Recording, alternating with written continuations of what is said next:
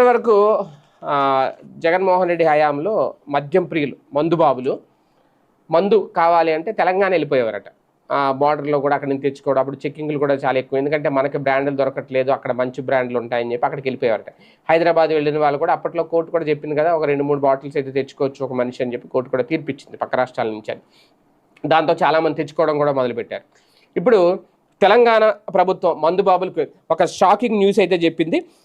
మందు ధరలు పెంచుతూ నిర్ణయం తీసుకుంది. అది కూడా రాష్ట్రంలో మద్యం ధరలు పెంచేసింది. ఇప్పటికే క్వార్టర్కి 10 రూపాయలు, హాఫ్కి 20 రూపాయలు, ఫుల్ బాటిల్కి 40 రూపాయలు చొప్పున ధర పెంచుతూ ఎక్సైజ్ శాఖ ఉత్తర్వులు జారీ చేసింది.